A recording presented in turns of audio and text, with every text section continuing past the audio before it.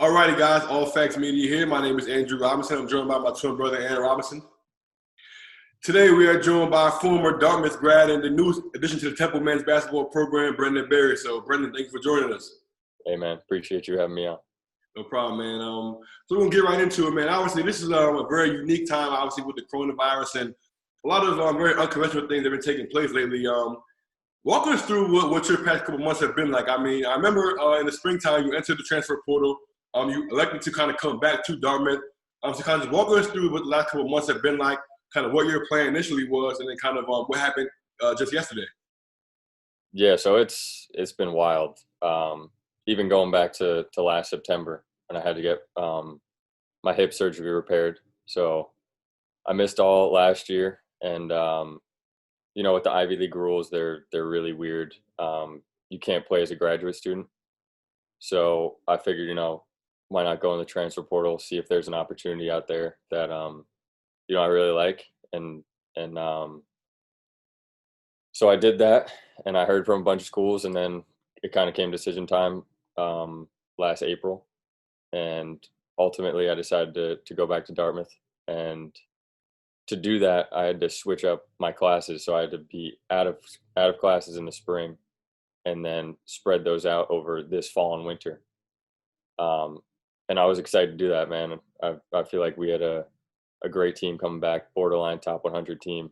So I was excited for that. And, I was preparing that, through this coronavirus thing going on, working out every day and trying to stay focused with all the craziness going on.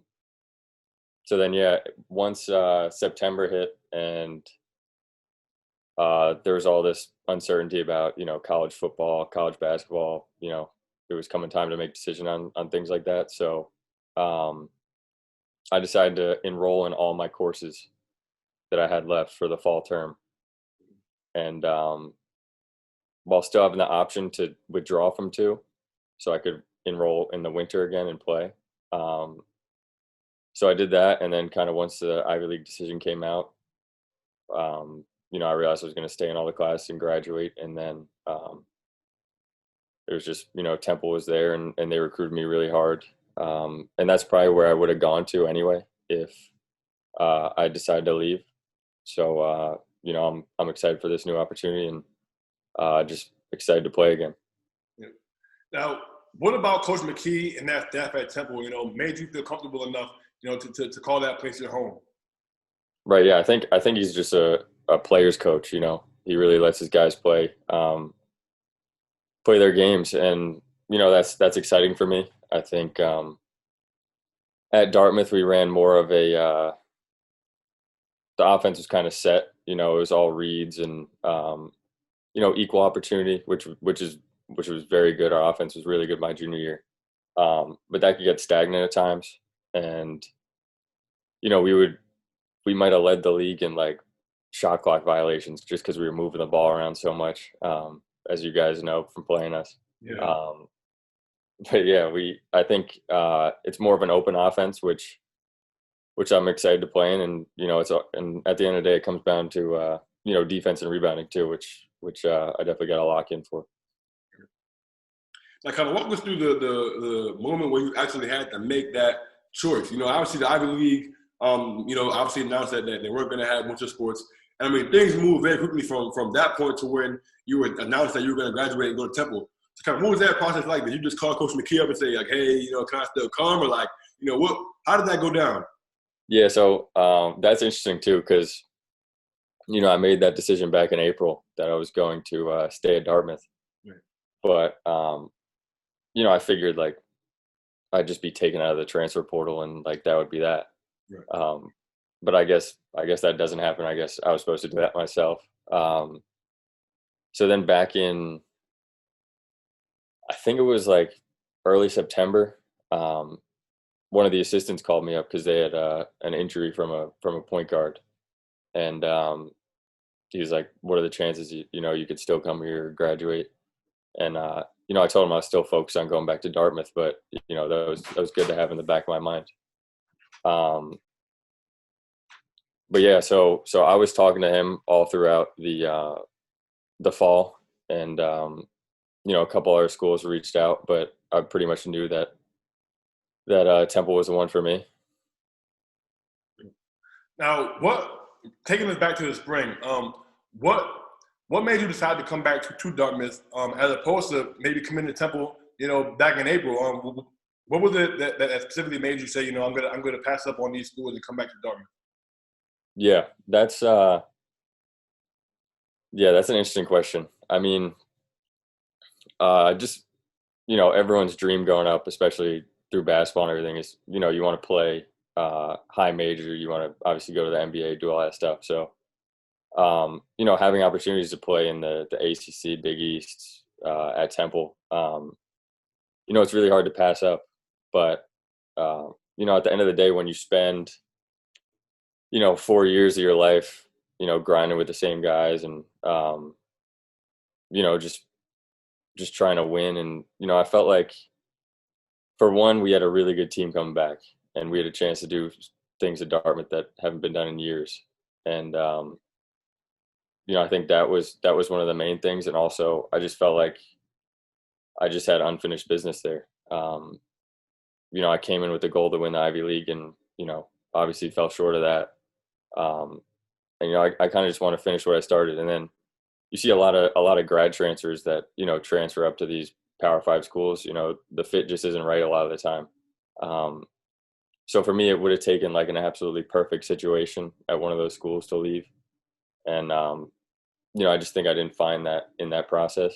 I found, like I said, some really good situations, with Temple or Wake Forest or Santa Clara, a place like that. But I just felt like there wasn't the perfect situation out there, and I don't even know if that would even be possible to find that. Now, obviously, this is very like unconventional. Somebody who's kind of grad transferring and going to just spring into the season, kind of when it's already full throttle. What are your thoughts on that? Like, how are you going to kind of, what's going through your mind as far as how you're going to prepare for that? And so when you do get the tempo and are ready to play, can hit the ground running. Right. Yeah. It's a crazy situation, but then again, it's been a crazy year. So, I think for me, just being a veteran guy and going into a situation where, Temple's a really young team. They don't have, their guards don't have a ton of experience. Most of them are freshmen and sophomores. So for me, it's just coming in and being an experienced guy and a leader out there. But yeah, so in terms of preparation for that, they've been sending me practice clips and clips of the offense, defense, terminology. So for me, it's kind of just picking all that up and making sure I'm in shape and ready to go full speed once I get there. And I'm very confident that I'll be prepared to do that. Now, for those who might know, just kind of describe your game. I know obviously playing against you. Last year, all you averaged over 13 points a game and over 3 assists a game. You were, one of the best at shooting three-point shot and, getting your teammates involved with the assists as well. So kind of describe what you look to bring to this Temple team on the court. Yeah. A lot of people, just look at my 3-point percentage and, kind of label me off as just a shooter, and I don't really see myself as that. I've always been a point guard first. So, getting people involved and running the show, in addition to the 3-pointer, that opens a lot of things up for me and my teammates. So I think that's kind of the main thing I bring. And, every play I'm out there, I'm going to compete as hard as I can. I mean, now you mentioned it briefly about kind of getting prepared and making sure you're ready to hit the ground running. Obviously, you're home in Jersey right now. So kind of what are you doing right now to kind of make sure you're staying in shape, kind of to make sure you're kind of ready to play once you do get to Temple? Yeah. So luckily I've had access to a gym since pretty much late May, and I've really good guys to work out with, and I think that's the biggest thing, that guys that'll push me and challenge me. And I don't think that could be understated. I've been one of my teammates is actually with me here now, and he has been since early September, Aaron Rye. And then in addition, I've been working out with two of my good friends. One's actually Randy Foye, played in the NBA, and then the other's Luke Glass, and they know what I am capable of, and they know how to push that and get that out of me, and it's it's a huge advantage to have that, and that's also why I'm so confident that I'll be prepared once I get there. Now, obviously, going from Dartmouth to Temple is a huge contrast, not only basketball-wise, but also, culture-wise, school-wise. There are two different sides of the spectrum. What are you looking forward to at stepping into Temple? What's kind of going through your head, thinking that transition from a school like an Ivy League in Dartmouth up in New Hampshire, I believe, going down to the inner city, Broad Street, in Temple, down there in Philly? Yeah, it's gonna be interesting for sure. But it's just a new experience, and like I said, I'm really excited for it. I think school wise, I think I'd be pretty good to get through the classes. But but no, and then you look at the basketball piece. Obviously the Ivy League's been a very good conference the past few years. With a lot of talented guys, you see the grad transfers that come out of there. Harvard's consistently getting top 100 guys. So talent-wise, obviously the Ivy League's up there, but I think the style of play compared to the AAC is just completely different. And I'm excited for that challenge. Going to play at Houston, at Memphis, at Wichita State. I think any competitor would be excited to be in those situations. I mean, I don't want to skip over this. I mean, you said you've been working out with Randy Foye. I mean, that's definitely something that a lot of people don't have. Kind of talk about what that experience has been like, just working with a former NBA vet. What have you been able to learn from him? And kind of what have you guys been doing, kind of in the gym, kind of specifically? Yeah, so I've actually been working out with him since I was in like 8th grade. So every summer I'd work out with him when he was back for the off season. And just I think the biggest thing is being around a guy like that, and when you're doing the same drills as him and working out next to him, is you got to keep up. So the biggest thing, I think, it just raises your game to that next level where, for one, you don't want to disappoint him while working out. You don't want to be holding him back at all. So you got to be going the same speed as him and all that stuff. So just in terms of that competitive nature, I think that's the biggest thing. And then just little nuances that he's learned throughout the years that he teaches me. And like I said, I'm just really blessed to have him in my corner for sure. Now, you touched on it a little bit earlier, the strength of the Ivy League. A lot of people think of the Ivy League as this smart, ditzy conference with the future presidents and future, future senators and congressmen and everything. But there's actually some really good basketball players in the Ivy League. People that have come out of the Ivy League, obviously last year, had Mia Oni get drafted. Obviously, got like Bryce Aiken, a former top 100 recruit and grad transfer, and the list goes on and on. So talk about the strength of the Ivy League and what that's been like playing in that conference, and how you think that's prepared you for the jump that you're getting ready to make. Yeah, I think you touched on it. The Ivy League's improving pretty much every year, and new recruits coming in with, and top 100s, guys like Aiken, Oni, go back to even like Jeremy Lin.